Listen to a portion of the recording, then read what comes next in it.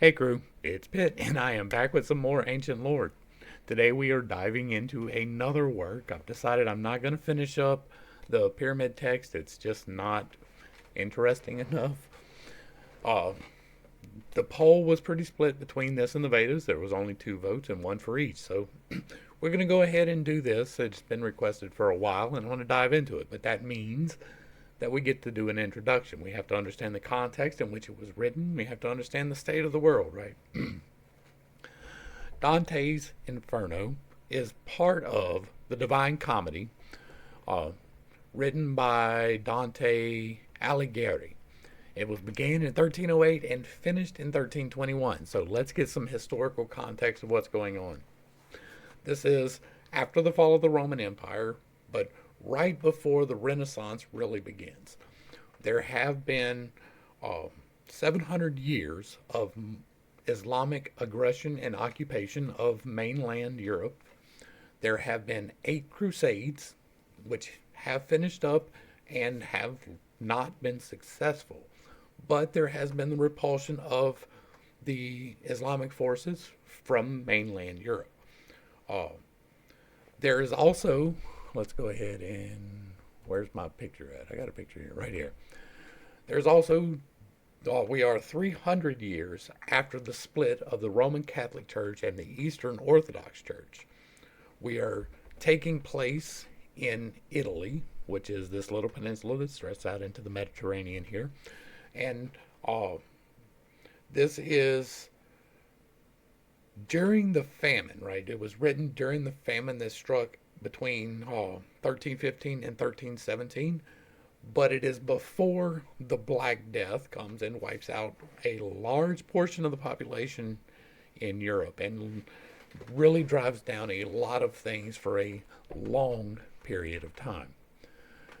Dante is on the side of the Roman Catholics, right? They are following the papacy of Rome as opposed to the Eastern Orthodox. Now, we're not going to get into the difference of religions in that. I have done an extensive Bible study in which you are more than welcome to go into and see why it really doesn't matter. And so, all of that being said, so that we can say these things here. This is going to be an interesting view into historical antiquity. There may be some things in here that are allegorical to life and applicable to life, but for the most part, this is a vision being interpreted by a man trying to interpret a vision in the best way that he can through the paradigm that he has the lens for. He is also structuring this in such a way that it is a poetic journey that is very specific. There are syllable counts, there are canto counts, there are different. The number three is very prominent. There are 33 cantos in each section. There are 3 sections. Like there's a lot of things that are intentionally built into this that we probably won't talk a whole lot about. We're going to read it aloud. We're going to talk about it. We're going to dive into it and see what we can extract from it. It will take a while. It will not be a one and done situation. Also, on top of that, this is vocal therapy for me. I am doing this in large part to boost up the strength of my voice. If you are not aware, I couldn't talk the way that I'm going to be talking here 6 months ago. It just wasn't a thing. And so my voice may or may not give in, go out. I fully appreciate if you don't want to hang out for that. This is merely reading things for the record for the most part and then talking about them. Okay, all of that is the introduction. Now we're going to dive into Inferno, Canto 1, midway upon the journey of our life. I found myself within a forest dark, for the straightforward path had been lost. Ah me, how hard a thing it is to say what was this forest, savage, rough, and stern, which in the very thought renews the fear. So bitter is it, death is little more, but of the good to treat, which there I found, speak will I of the other things I saw there. I cannot well repeat how there I entered, so full was I of slumber at the moment in which I had abandoned the true way. But after I had reached a mountain's foot, at that point where the valley terminated, which had with consternation pierced my heart, Upward I looked, and I beheld his shoulders, vested already with that planet's rays which leadeth others right by every road. Then was the fear a little quieted that in my heart's lake had endured throughout that night which I had passed so piteously.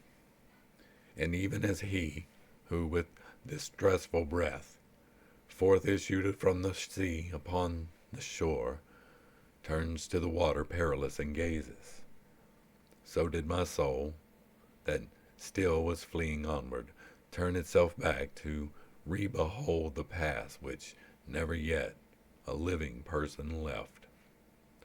And after my weary body I had rested, the way I resumed I on the desert slope, so that the firm foot ever was the lower.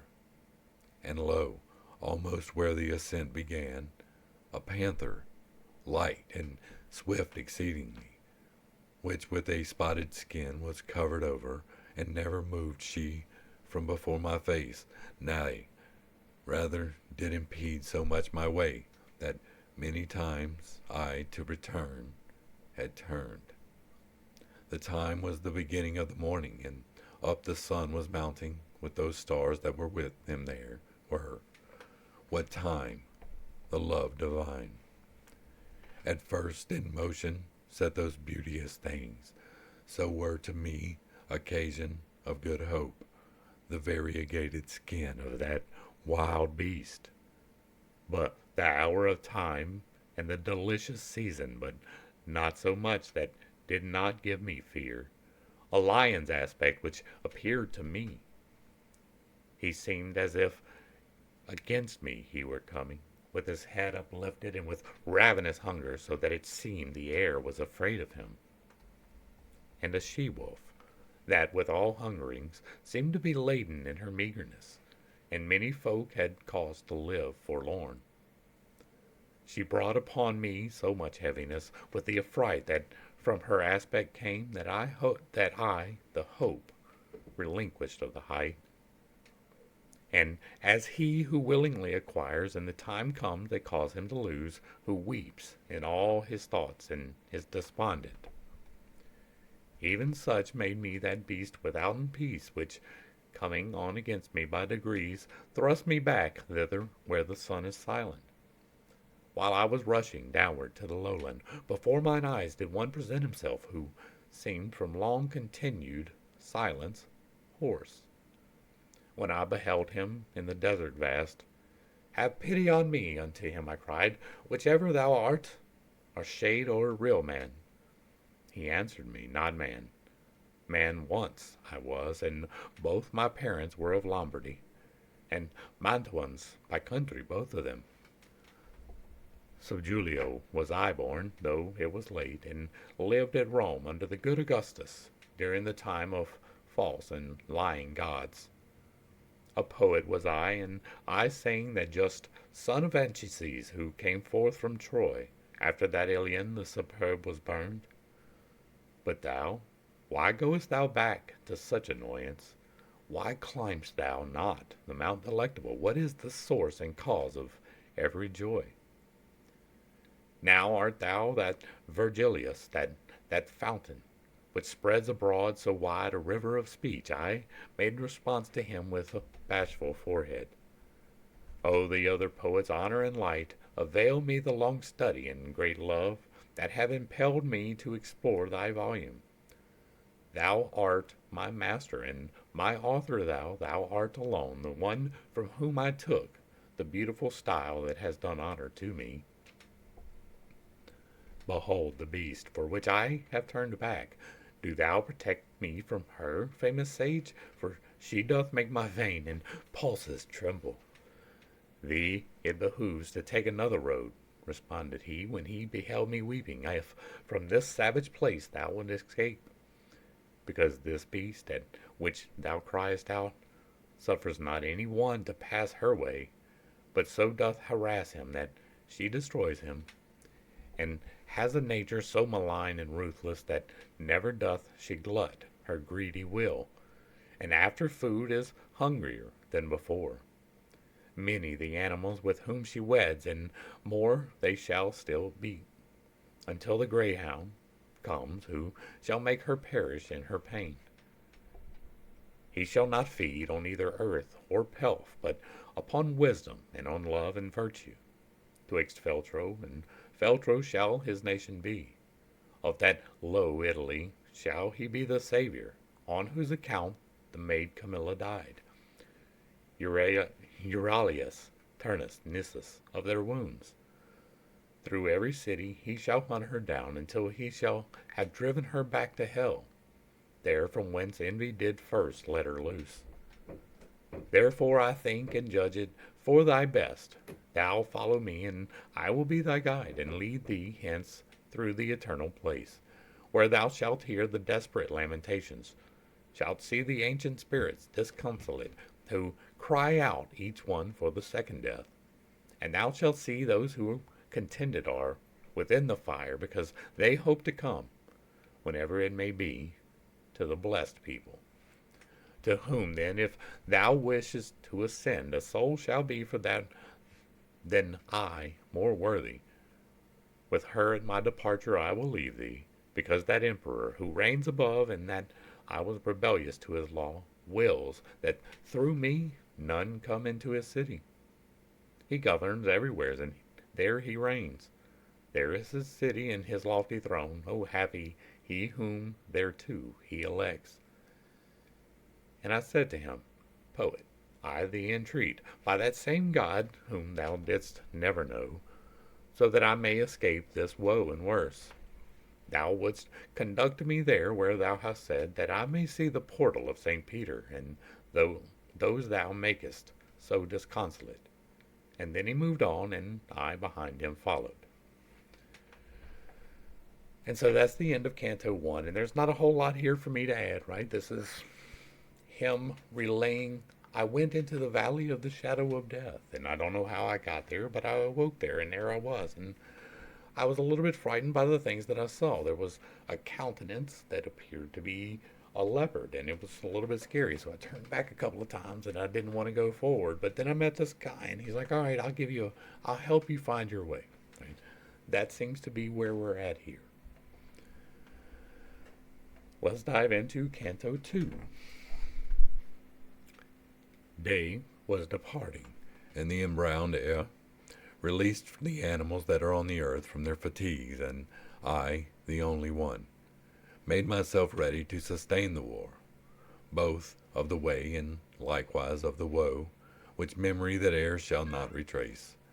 O Muses, O high genius, now assist me.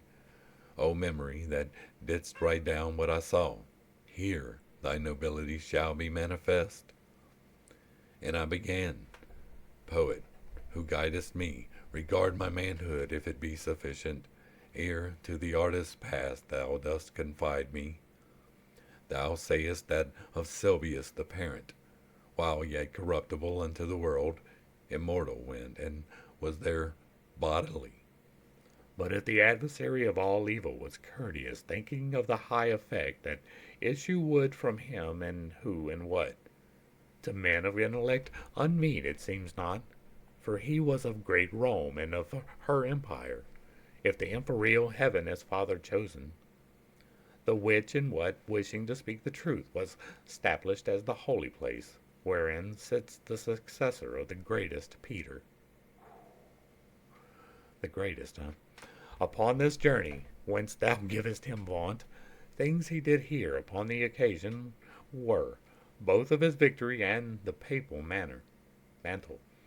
Thither went afterwards the chosen vessel, to bring back comfort thence unto that faith, which of salvation's way is the beginning. But I, why thither come, or who concedes it? I not Ananias am, I am not Paul, nor I nor others think me worthy of it. Therefore, if I resign myself to come, I fear the coming may be ill advised. Thou art wise, and knowest better than I speak.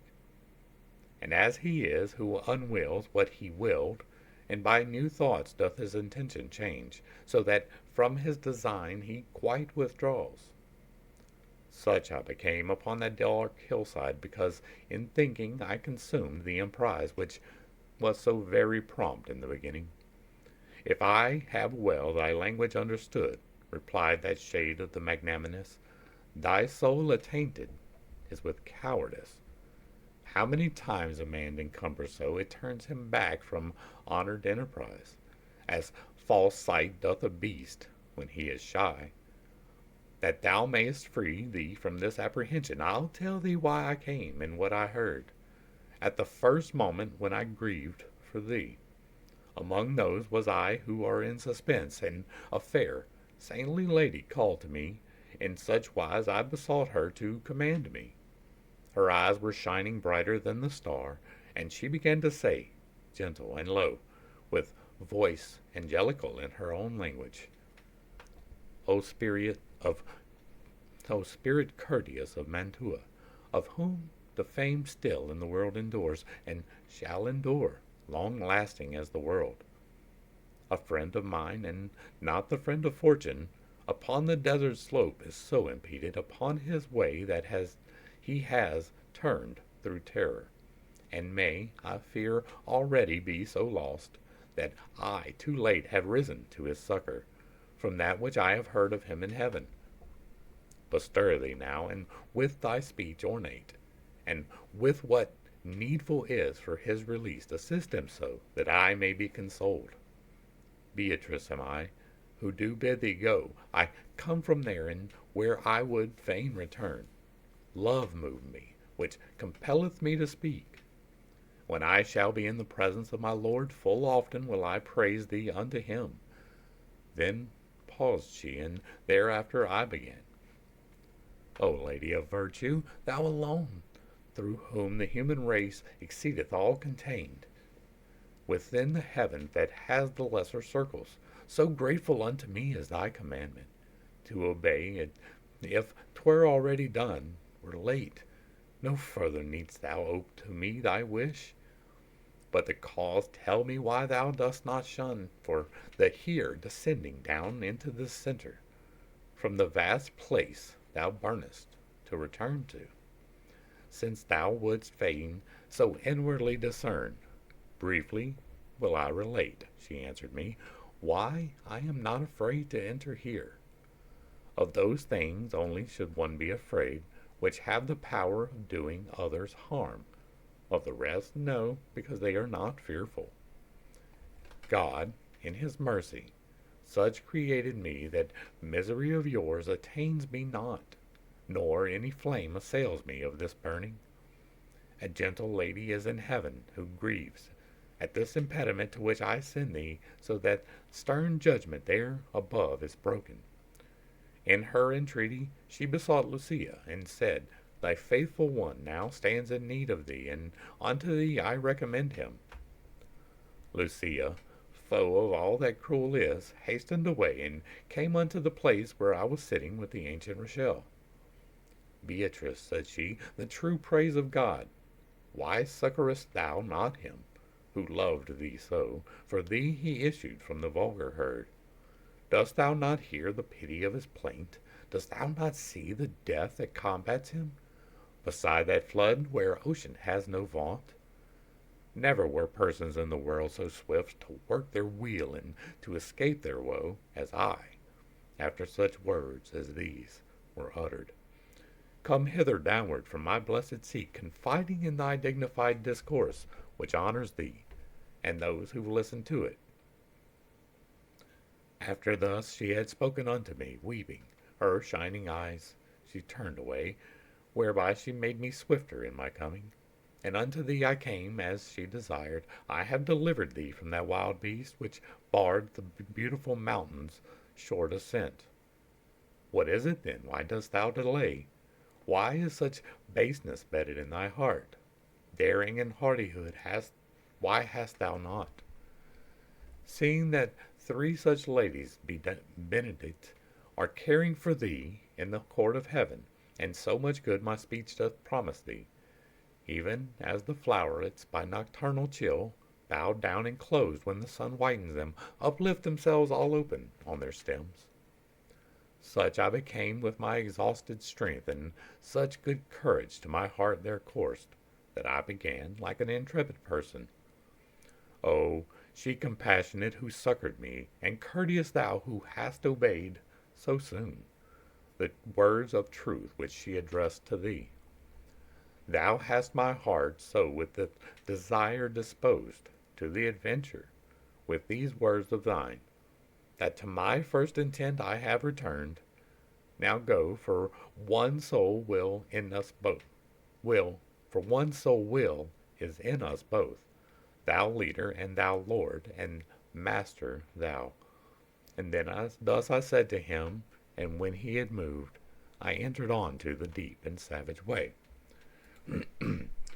And so ends Canto 2, and this one is him beginning the journey into the subterranean, right? This is heading down into the abyss. We get introduced to a couple of different players. We will see them again, and uh, this is just saying, why are you so scared to go and see? You have nothing to fear if you have not been harmful to things, right? That is pretty close to what is going through in here. There was some of that that is tied to the Catholic Church, and I hold a whole lot of different views of the Catholic Church, one of which being the fact that Peter was the biggest and best, and that, like, I know that the Rock, right? But there's a whole lot to that, and I've talked about it before, so I'm not going to here. If you're really interested in what I think about that, I have an unconventional Bible study that deals with a lot of that, but Catholicism has very little to do with Christ in the end, and the the the practices thereof are pretty much against everything that was taught in the New Testament. So next up, we are into Canto 3. Through me the way to the city dolent. Through me the way is to eternal dole. Through me the way among the people lost. Justice incited my sublime Creator, created me divine omnipotence, the highest wisdom and primal love. Before me there were no created things, only eternity, and I, eternal, last. All hope abandon, ye who enter in. These words in somber color I beheld written upon the summit of a gate, whence their sense is, Master, hard to me, and he to me, as one experienced. Here all suspicion needs must be abandoned, all cowardice must needs be here extinct. We to the place have come where I have told thee, thou shalt behold the people dolorous, who have forgone the good of intellect. And after he had laid his hand in mine with joyful mien, whence I was comforted, he led me in among the secret things. There sighs, complaints, and ululations loud resounded through the air without a star, whence I at the beginning wept thereat. Languages diverse, horrible dialects, accents of anger, words of agony, and voices high and hoarse with sounds of hands, made up a tumult that goes whirling on, forever in that air, forever black, even as the sand doth when the whirlwind breathes. And I, who had my head with horror bound, said, Master, what is this which now I hear? What folk is this which seems my pain so vanquished? And he said to me, This miserable mode maintained the melancholy souls of those who lived without an infamy or praise. Commingled are they with that caitiff choir of angels who have not rebellious been, nor faithful were to God, but were for self. The heavens expel them, not to be less fair, nor them the nevermore abyss receives, for glory none of the damned would have from them. And I, O Master, what so grievous is to these that maketh them lament so sore? And he answered, I will tell thee very briefly. These have no longer any hope of death, and this blind life of theirs is so debased, they envious are of every other fate. No fame of them the world permits to be. Misericord and justice both disdain them. Let us not speak of them, but look and pass. And I, who looked again, beheld a banner, which, whirling round, ran on so rapidly, that of all pause it seemed to me indignant. And after it there came so long a train of people that I never would have believed that ever death so many had undone. When some among them I had recognized, I looked, and I beheld the shade of him who made through cowardice the great refusal. Forthwith I comprehended and was certain that this was the sect was of the caitiff wretches, hateful to God and to his enemies. These miscreants who were never alive were naked, and were stung exceedingly by gadflies and by hornets that were there. These did their faces irrigate with blood, which, with their tears commingled at their feet by the disgusting worms, was gathered up. And went to gazing further, I betook me. People I saw on a great river's bank, whence I said, Master, now vouchsafe to me, that I may know who these are, and what law makes them appear so ready to pass over, as I discern athwart the dusky light. And he said to me, These things shall all be known to thee as soon as we our footsteps stay upon the dismal shore of Arcturon. Then, with my eyes ashamed and downward cast, fearing my words might irksome be to him, from speech refrained I till we reached the river. And lo, towards us coming in a boat, an old man, hoary with the hair of eld, crying, Woe unto you, ye souls depraved! Hope never more to look upon the heavens. I come to lead you to the other shore, to the eternal shades and heat and frost. And thou, that yonder standest, living soul, withdraw thee from these people who are dead. When he saw that I did not withdraw, he said, By other ways, by other ports, thou to the shore shalt come, not here. For passage, a lighter vessel needs must carry thee. And unto him the guide, Vex thee not, Charon. It is so willed there where is power to do that which is willed, and farther question not. Thereat were quieted the fleecy cheeks of him the ferryman of the livid fin, who round about his eyes had wheels of flame. But all those souls who weary were and naked, their color changed and gnashed their teeth together as soon as they heard those cruel words. God they blasphemed, and their progenitors, the human race, the place, the time, the seed of their engendering and of their birth. Thereafter all together they drew back, bitterly weeping, to the accursed shore, which waiteth every man who fears not God. Charon the demon, with the eyes of Gleed, beckoning to them, collects them all together, beats with his oar whoever lags behind. As in the autumn time the leaves fall off, first one and then another, till the branch upon the earth surrenders all its spoils. In similar wise the evil seed of Adam throws themselves from that margin one by one, as signals as a bird unto its lure. So they depart across the dusky wave, and ere upon the other side they land, again on this side a new troop assembles. My son, the courteous master said to me, All those who perish in the wrath of God here meet together out of every land, and ready are they to pass over the river, because celestial justice spurs them on, so that their fear is turned into desire. This way there never passes a good soul, and hence, if Charon doth complain of thee, well mayest thou know now what his speech imports. This being finished, all the dusk champagne trembled so violently that of that terror the recollection bathed me still with sweat. The land of tears gave forth a blast of wind, and fulminated a vermilion light, which overmastered me in every sense. And as a man whom sleep hath seized, I fell. And so ends Canto 3. And what we got here was uh, the ferryman came and said, hey, wait, no, you're still alive, guy. I can't carry you. Somebody else has to bring you across. And it's pointed out to him that this particular section that is going across is people who are not good. They are not going to a good place, and it should be something to be happy about that you are not included in that.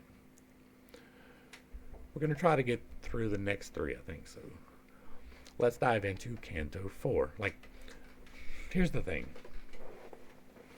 For some people, these descriptions of hell are going to be real because they believe this. And so when they pass on, they will see things that are remarkably similar to this, but that doesn't mean that it has to be. This is the measure by which Dante measured. This was the cup by which he shall be measured. This is the one that he is setting as the bar for himself and has set as the bar for other people for millennia. And so, a millennia anyway, almost. And so, this has become reality to some people, even though it is not the overall reality. Inferno, Canto 4. Broke the deep lethargy within my head, a heavy thunder, so that I upstarted like to a person who by force is wakened, and round about I moved my rested eyes, uprisen erect, and steadfastly I gazed, to recognize the place wherein I was. True is it that upon the verge I found me of the abysmal Valerie Dolorous, that gathers thunder in infinite ululations. Obscure, profound it was, and nebulous, so that by fixing on its depths my sight, nothing whatever I discerned therein. Let us descend now into the blind world, began the poet, pallid utterly. I will be first, and thou shalt second be. And I, who of his color was aware, said, how shall I come if thou art afraid? Who art wont to be a comfort to my fears? And he said to me, the anguish of the people who are below here in my face depicts that pity which for terror thou hast taken. Let us go on, for the long way impels us. And thus he went in, and thus he made me enter the foremost circle that surrounds the abyss. There, as it seemed to me from listening, were lamentations none, but only sighs that tremble made the everlasting air, and this arose from sorrow without torment, which the crowds had, that many were and great, of infants and of women and of men. To me, the master good, thou dost not ask what spirits these which thou beholdest are. Now will I have thee know, ere thou go any farther, that they sinned not, and if they merit had, 'tis not enough, because they had not baptism, which is the portal of the faith thou holdest. And if they were before Christianity, and in the right manner they adored not God, and among these such as these am I myself, for such defects and not for other guilt, lost are we, and are only lost are we, and are only so far punished, that without hope we live on in desire. Great grief seized on my heart when I heard this, because some people of much worthiness I knew, who in that limbo were suspended. Tell me, my master, tell me, thou my lord, began I, with desire of being certain of that faith which overcometh every error. Can any one by his own merit hence, or by another's who was blessed thereafter? And he who understood my covert speech replied, I was a novice in this state when I saw hither come a mighty one, with sign of victory and cornet. Hence he drew forth the shade of the first parent, and that of his son Abel, and of Noah, of Moses the lawgiver, and the obedient Abraham, patriarch, and David king, Israel with his father and his children, and Rachel, for whose sake he did so much, and others many, and he made them blessed. And thou must know that earlier than these never were any human spirits saved. We ceased not to advance because he spake, but still were passing onward through the forest. The forest, say I, of thick, crowded ghosts. Not very far as yet our way had gone, this side the summit, when I saw the fire that overcame a hemisphere of darkness. We were a little distant from it still, but not so far that I in part discerned not that the honorable people held that place.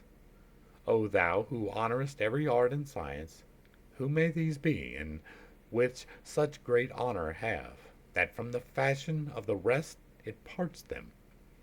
And he said to me, the honorable name that sounds of them above there in thy life wins grace in heaven, that so advances them. In the meantime a voice was heard by me, all honor to the preeminent poet. His shade returns again, and that was departed. After the voice had ceased and quiet was, four mighty shades I saw approaching us. Semblance had they, nor sorrowful nor glad. To say to me, began my gracious master, him with that falchion in his hand? Behold, who comes before the three, even as their lord. That one is Homer, poet sovereign. He who comes next is Horace, the satirist. The third is Ovid, and the last Lucan. Because to each of these with me applies the name that solitary voice proclaimed, they do me honor, and in that do well. Thus I beheld assemble the fair school of that lord of the song preeminent, who over the others like an eagle soars. When they together had discoursed somewhat, they turned to me with signs of salutation, and on beholding this my master smiled. And more of honor still, much more they did me, and that they made me one of their own band, so that the sixth was I, mid so much wit. Thus we went on as far as the light, things saying 'tis becoming to keep silent, and I was the saying of them where I was.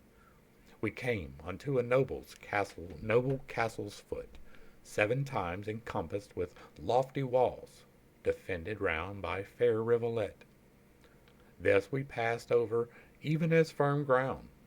Through portals 7 I entered with these sages. We came into a meadow of fresh verdure. People were there with solemn eyes and slow. Of great authority in their countenance they spake but seldom, and with gentle voices. Thus we withdrew ourselves upon one side into an opening, luminous and lofty, so that they all of them were visible. There, opposite, upon the green enamel, were pointed out to me the mighty spirits, whom to have seen I feel myself exalted. I saw Electra with companions many, mongst whom I knew both Hector and Aeneas, Caesar in armor with gerfalcon eyes. I saw Camilla and Penthesilea. On the other side I saw the king Latinus, who with Lavinia his daughter sat. I saw that Brutus, who drove Tarquin forth, Lucretia, Julia, Marcia, and Cornelia, and saw alone, apart, the Saladine. When I had lifted up my brows a little, the master I beheld of those who know sat with his philosophic family. All gaze upon him, and all do him honor. There I beheld Socrates and Plato, who nearer him before the others stand. Democritus, who put the world on chance, Diogenes, Anaxagoras, and Thales, Zeno, Empedocles, and Heraclitus. Of qualities I saw the good collector, height Dioscorides, and Orpheus saw I, Tully and Livy, and moral Seneca, Euclid, geometrician, and Ptolemy, Galen, Hippocrates, Avicenna, Averroes, who the great common made. I cannot all of it portray in full, because so many drives me onward the long theme, that many times the world comes short of fact. The sixfold company in 2 divides. Another way my sapient guide conducts me, forth from the quiet to the air that trembles, and to a place I come where nothing shines. And thus ends Canto 4, and here we find out that even if you don't sin and you live a perfectly moral life, then you're still condemned to a circle of hell. I don't believe that, by a long shot. There is a lot there that I absolutely disagree with, but the easiest being that you're trying to say that it is impossible for God to forgive you unless you happen to meet this specific criteria that wasn't even available to you for another couple thousand years. And that's just remarkably silly. That is a remarkably silly limitation to put on God, to say that he could not forgive someone 1,000 years before the sacrifice of Christ, or 2,000 years, or 4,000 years, or however long it happens to be. That is just silly. The only thing that has ever been required for you to be forgiven from sin was for you to repent of your sin, to turn to God and say, hey, I come to you as a sinner and I ask you to forgive me of my sins. I freely accept the grace that you freely extend, and I ask you to change my life. And if you do that, then it is done. There is no need for a congregation. There is no need for water. There is no need for a baptism. There is no need for any bodily fluids to be put upon you. You do not have to be washed in the blood of someone else. You are the requirement. Inferno, Canto 5. Oh, let's go. Thus I descended out of the first circle, down the second, that less space begirds, and so much greater dole that goads to wailing. There standeth Minos horribly and snarls, examines the transgressions at the entrance, judges and sends according as he girds him.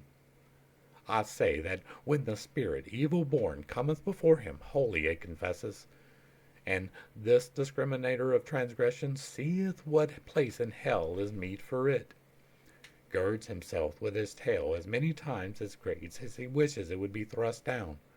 Always before him many of them stand. They go by turns, each one into the judgment. They speak and hear, and then are downward hurled.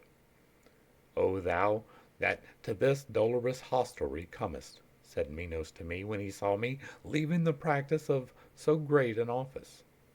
Look how thou enterest, and in whom thou trustest. Let not the portal's amplitude deceive thee, and unto him my guide. Why criest thou too?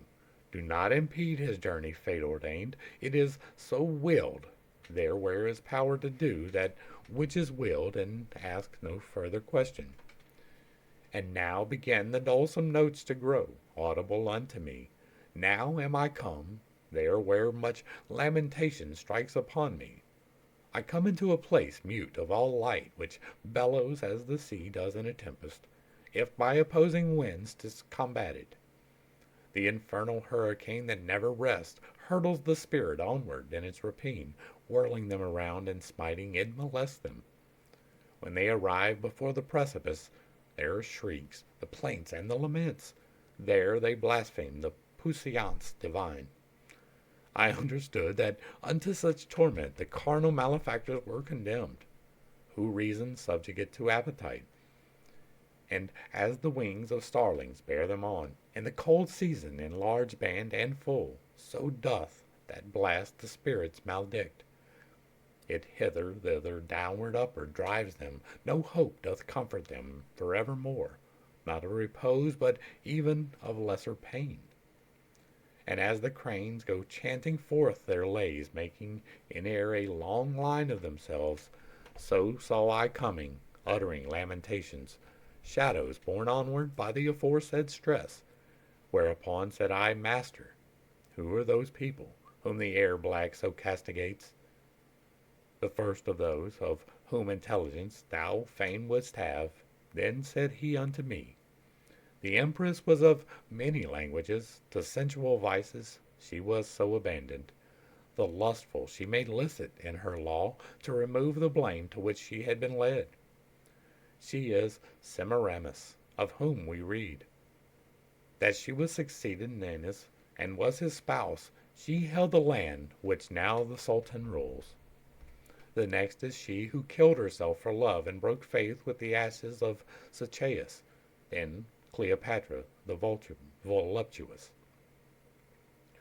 Helen I saw, for whom so many ruthless seasons revolved, and saw the great Achilles, who at the last hour combated with love. Paris I saw, Tristan, and more than 1,000 shades did he name and point out with his finger, whom love had separated from our life. After that I had listened to my teacher naming the dames of eld and cavaliers. Pity prevailed, and I was nigh bewildered. And I began, O poet, willingly speak would I to those two who go together, and seem upon the wind to be so light.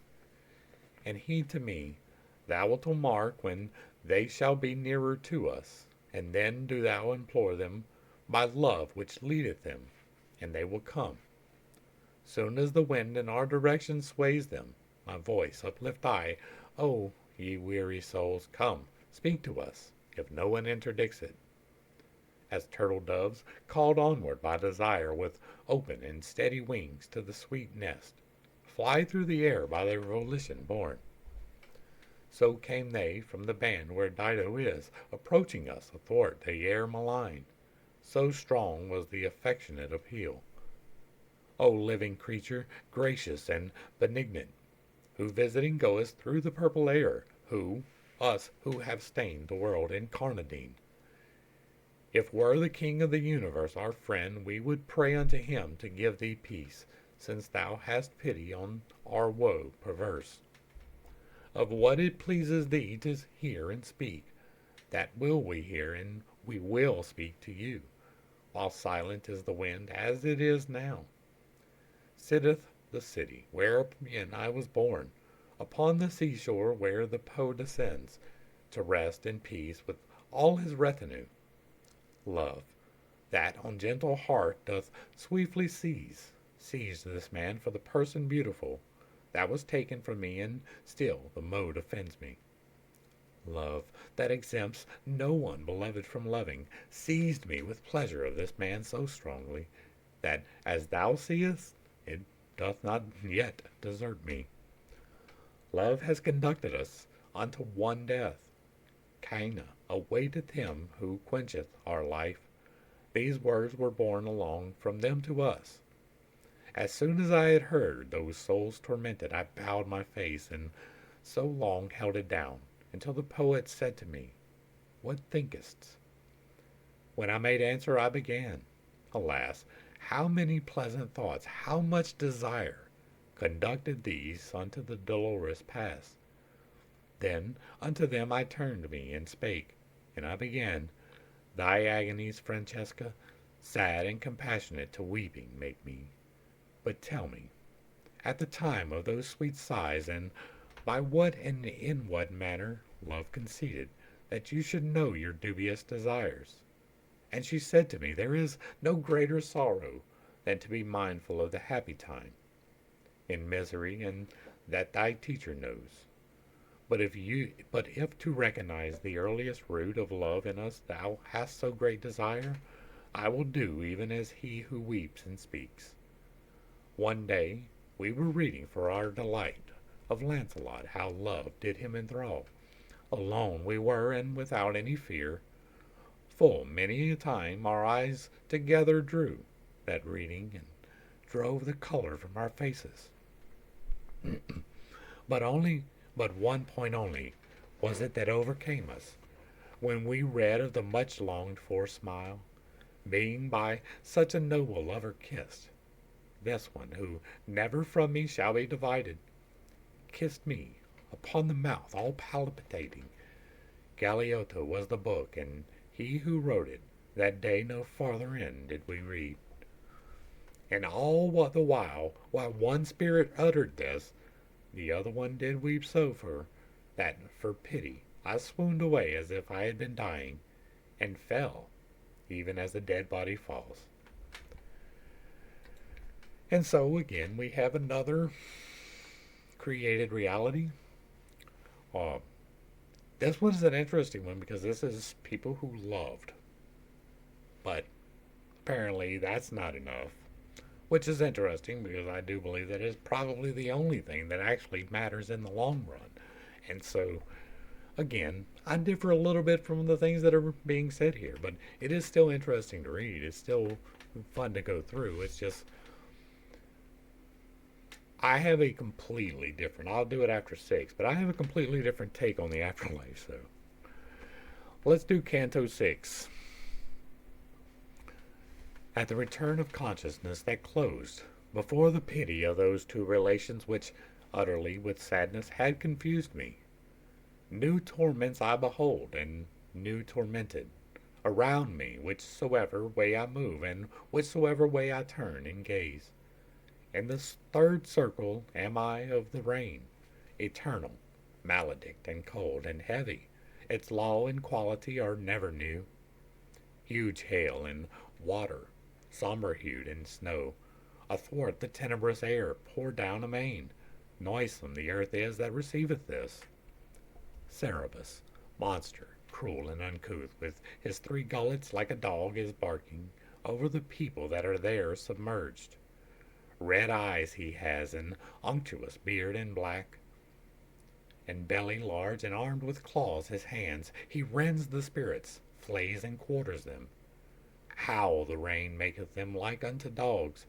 One side they make a shelter for the other. Oft turn themselves the wretched reprobates. When Cerberus perceived us, the great worm, his mouth he opened and displayed his tusks. Not a limb that he had that was motionless. And my conductor, with his spans extended, took of the earth, and with his fist well filled, he threw it into those rapacious gullets, such as that dog is, who by barking craves, and quiet grows soon as his food he gnaws, for to devour it he but thinks and struggles.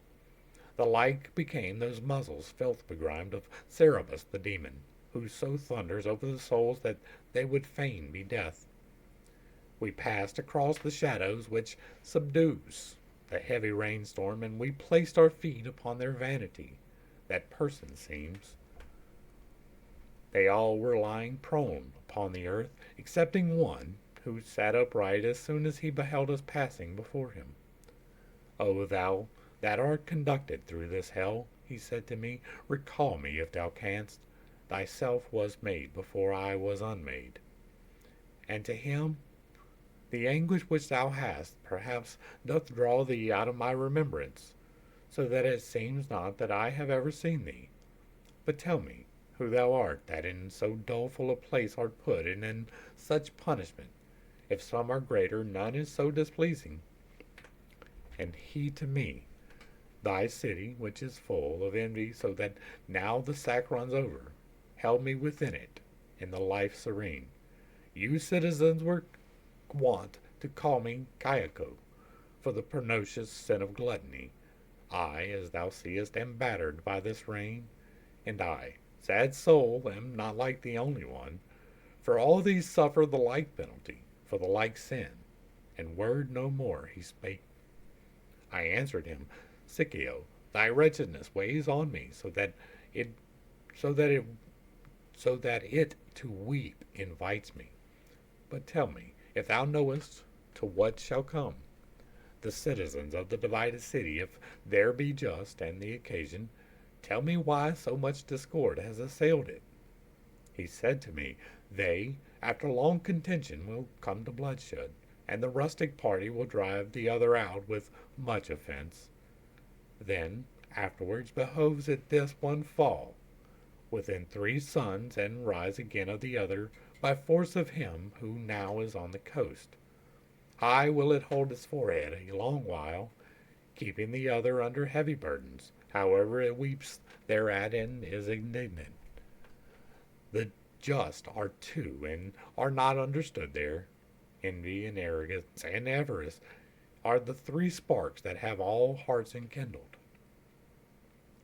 Here ended he his tearful utterance, and I to him, I wish thee still to speak, still to teach me, and make a gift to me of further speech.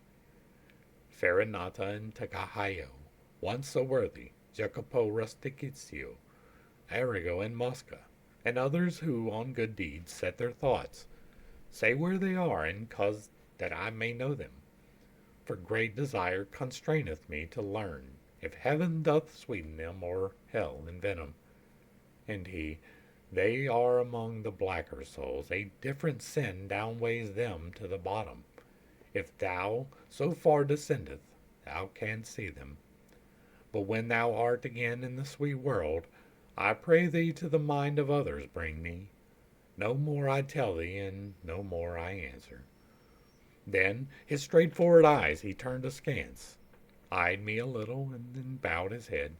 He fell therewith prone like the other blind. And the guide said to me, He wakes no more, this side of the sound of the angelic trumpet, when shall approach the hostile potentate. Each one shall find again his dismal tomb, shall reassume his flesh and his own figure, shall hear what through eternity re-echoes. So we passed onward, over the filthy mixture of shadows and of rain, with footsteps slow, touching a little on the future life. Wherefore I said, Master, these torments here, will they increase after the mighty sentence, or lesser be? Or will they be as burning? And he to me, Return unto thy science, which wills that as the thing more perfect is, the more it feels of pleasure and pain.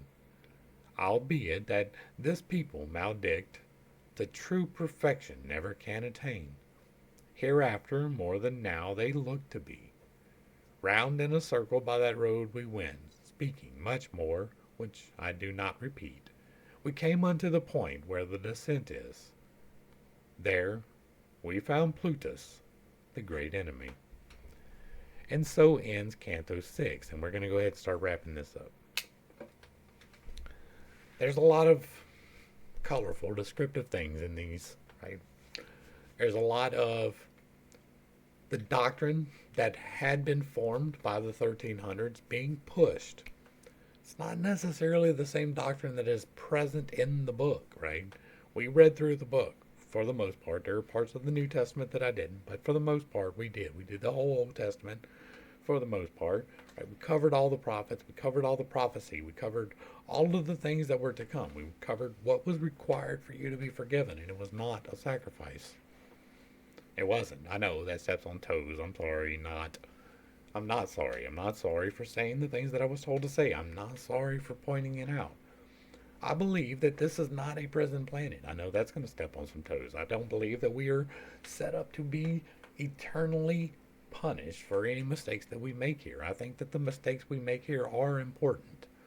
That we are to learn from them, to grow from them, to become better souls from them, to not embrace them, to not become the things that pull us down. We should instead turn our face to the what we want to be and to strive diligently for that, to seek God's face first and foremost in everything, because I believe that is the purpose of being here. I believe the purpose of being here is for the soul to learn a lesson in its progression, however that may work. I don't know the mechanics fully. I do know that there are things that govern it. I have a video called The 8 Laws of Creation to talk about that. I do know that the things that you do are by that which you will be judged. That if you are being judgy about somebody for being sexually promiscuous, then your sexual faults will be brought to the bear. But I believe that when we die, we get the knowledge that we were denied here. That when we pass on, we get to know the parts that we didn't. And so I don't think that this is true in any way, shape, or form unless you as the soul choose for it to be. Your lesson should end when you do.